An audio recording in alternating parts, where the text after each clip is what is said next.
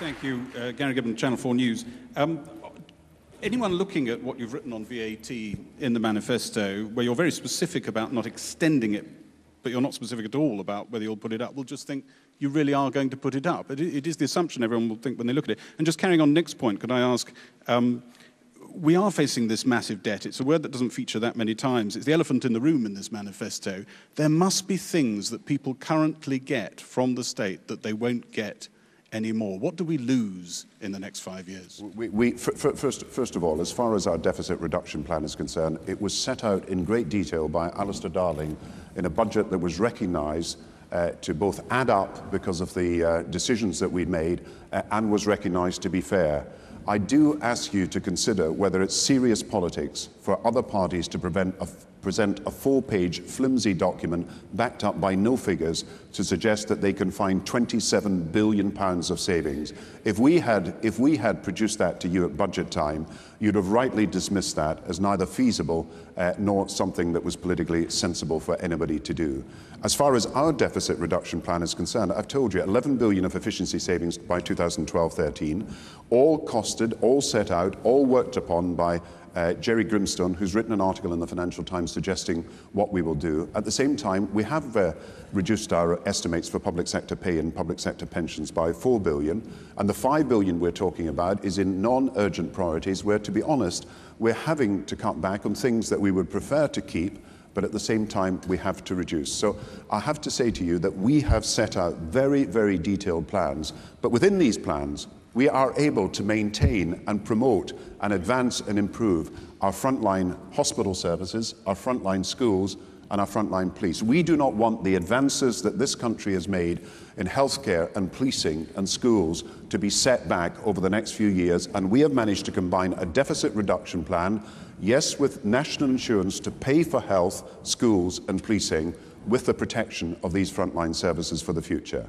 As far as VAT is concerned, just let me remind you of the manifestos of 97, 2001, 2005 and now 2010. We said exactly the same thing on VAT. And then look at our record. Our record is not to raise VAT when there have been difficulties, because we want to be fair to pensioners, we want to be fair to all those who would be hurt if we raised VAT now, while we have made a decision next year to raise national insurance for hospitals, for schools and for policing. That is the decision we've made, and I repeat, our plans are costed on the basis of not raising VAT. I would like you to ask the Conservatives whether they have plans that could ever be costed without including raising VAT. Andy.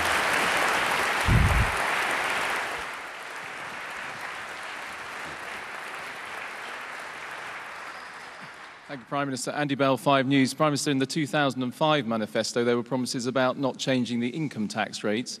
That was broken with the 50p rate. Aren't people entitled to look at promises made in this manifesto and have serious doubts about whether those promises will be kept as well? You know, I didn't want to raise the top rate of tax. We had to do it because we had an international financial crisis.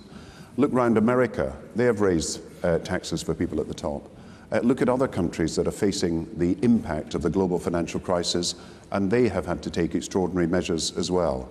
We had to take that measure because we wanted to be sure that we could have an economic recovery with a deficit reduction plan, and we took the view that those with the broadest shoulders should be able to bear the biggest burden. And that was a decision we made because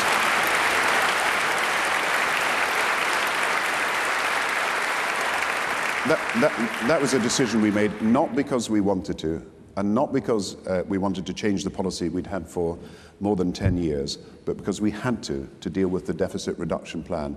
I repeat on VAT, our deficit reduction plan is costed. It's been set out.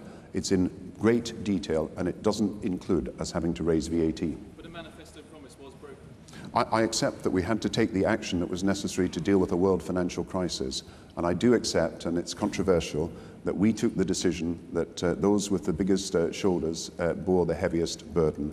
And I think for those people who've got income above £150,000, the 50p tax rate comes in, but for those with incomes below £150,000, it doesn't.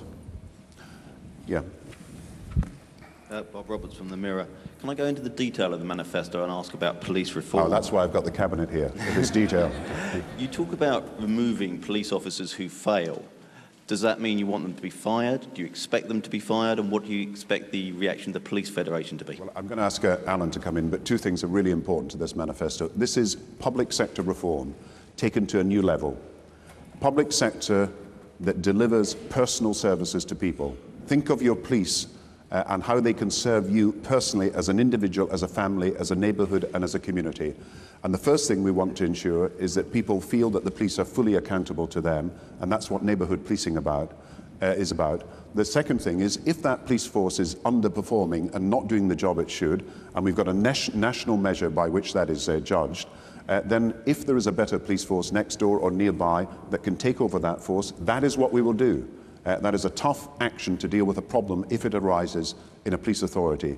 But if an individual is not getting redress when they've complained about antisocial behaviour, and I was much influenced by the Fiona Pilkington case and all the tragedies that befell her family. But if the police is not providing, or the authorities, help to deal with antisocial behaviour, and you're persistently not given the right of redress, then take out an injunction against the authority. We will pay for that so that you can secure justice. Now, that's making the police service personal to people's needs, tailored to what people require, and making us a stronger community as a result.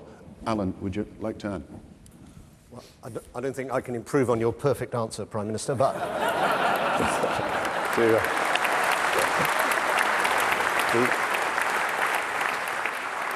just two things. First of all, we've introduced standards in the policing pledge that every force have signed up to around the country. So people know the response times of their local police, whether it's an emergency or a non-emergency. They know that the police should be spending 80% of their time visible in neighbourhoods. There's a whole series of 10 pledges that the police have made. And we've got Her Majesty's Inspector of Constabulary that now produce a report card that the public can see how their police are doing against other police forces in the country. The natural next step to that is to now go into consultation with ACPO and the police authorities and the other associations to say, now, we need to ensure that if a police force is failing consistently, and by consistently we mean year after year, and despite given the opportunities to improve their situation, they're still a failing police force, then yes, we may need to bring in another police force to take over that constabulary, and there may be changes at the top of that police force as well. So that's action. Thank you, Alan.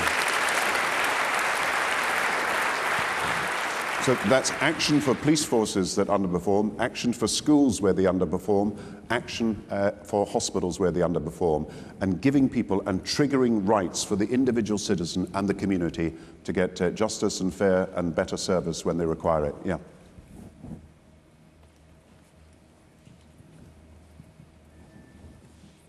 George Parker at the Financial Times. Judging by the applause you won for your proposal of a new bank tax, I just wondered whether you thought the Conservative plan to introduce their own bank levy, which would raise £1 billion, is enough. Is £1 billion sufficient for banks to pay their debt to society? Well, I'm confident, and maybe Alistair wants to say something about this as well, I'm confident that we can persuade other countries to join us in a multinational, a multilateral levy. I believe if banks were consistently having to pay a tax in this country that was not being charged in other countries, it would create a problem for us in the City of London. And that's why we've been working with Germany and France and other European countries, and that's why we're on a parallel track with America to get action to have a consistent levy throughout the world. Look, the banking crisis raised a whole series of questions about how the banks weren't properly capitalized, so we had to restructure them, about how the banks were not lending sufficiently in some areas to small businesses that needed it. But it also raised questions about remuneration and the share of dividends and remuneration in the bank's revenue. We don't believe that you can get a long-term solution unless you get a solution that involves lots of countries. We don't want a race to the bottom, where different tax authorities compete with each other to go to the bottom. We don't want double taxation when you're charged in one country and then charged in another country again. That's why we are taking the sensible course of cooperating with other countries. And out of that cooperation, we will be able soon to make an announcement about the global and international nature of the levy that we're proposing. I think that's the sensible way forward. It's global as a financial system, and there needs to be global action to deal with it.